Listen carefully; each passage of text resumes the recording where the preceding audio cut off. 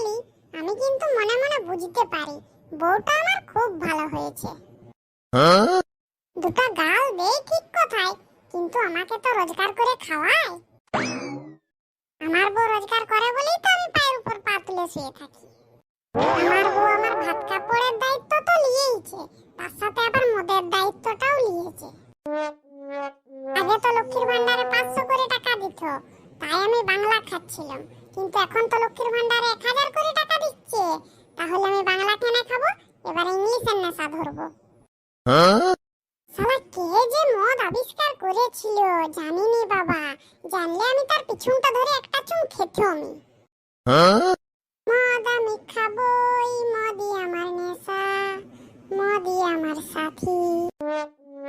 হ্যাঁ হ্যাঁ দাঁড়া, তোকে মদ আমি খাওয়াচ্ছি, একবারই জন্মের খাওয়া খাওয়াবো। ও বউ বউ, এত রাগো না, এসো একটু পাশটায় বসো। আমি এখানে বসতে আসিনি, ঝাড় দিতে এসেছি। ও ঝাড় দিবে? দাঁড়াও আমি উঠে যাচ্ছি। তুই উঠে যাবি কোথায়? তোকে আমি ঝেঁটিয়ে বার করবো। হ্যাঁ বলি, যা গরম পড়েছে কাজবাজ করে হায়রান হয়ে গেছি, তাই একটু বসলাম। বাবা রে, উনি কাজ করে হায়রান হয়ে গেছে। শালা চাঁদি, তুই করুসটা কি? কি আবার, এই তো মর্নিং ওয়াক করে এলাম, তারপর সবাইকে জিজ্ঞাসা করলাম ওদের লক্ষ্মীর ভান্ডারের টাকাগুলো ঢুকেছে কিনা, তাহলে আমাদেরটাও ঢুকবে কই জন্য।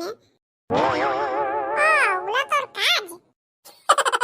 দেখো, ছোট হোক বড় হোক সবই কিন্তু কাজ। আর তুই যে মর্নিং ওয়াক করতে যাস, তোর মর্নিং ওয়াক করে হবেটা কি? শরীরটা ফিট থাকবে, কতটা লড়া, কাজবাজ কর, দেখ শরীরটা এমনি ফিট থাকবে। 3 বেলা 3 রকম ভালো মন্দ খাবো, সন্ধ্যা হলে প্রত্যেকদিন মদ গিলবো, তাহলে তো শরীর ফিট থাকবে কোনোদিন? যতই মর্নিং ওয়াক কর। দেখো বউ, খাওয়ার খোটা দাও না, আমি তো কোনো লোকের খাই না, আমার নিজের বউয়েরই খাই। শালা, তোর 5 পয়সা রোজগার করার মুরাদ নেই, তা ডং ডং করে বিয়া করতে গেছিলি কেন? বাবা রে, বিয়া করে আসার পর সে কি ফুটানি, লোকের সামনে ও আমার ভাত কাপড়ের দায়িত্ব নিল। ওইটা করে কি লাভ হলো? ওইটা তো পুরো ঘুরে গেল। এখন তো তোরই ভাত কাপড় মদ হাগলে ওষুধ সবের দায়িত্বই আমাকে নিতে হয়েছে। ওইটাই তো হচ্ছে কথাটা, এখনকার যুগটাই উল্টা। দেখবি যে সকল ছাগুলো চাকরি করে না, তারা ফেল ফেল করে ঘুরে বেড়াচ্ছে, তাদের বিয়া শাদী কিছুই হচ্ছে না। আর যদিও বা হচ্ছে, সে কালো খান্দা পেঁচা সেই রকম বউ। আর যারা দেখবি বেকার, তাদের দেখবি টুপ টুপ করে বিয়া হয়ে যাচ্ছে, আর বউগুলিও কি সুন্দর।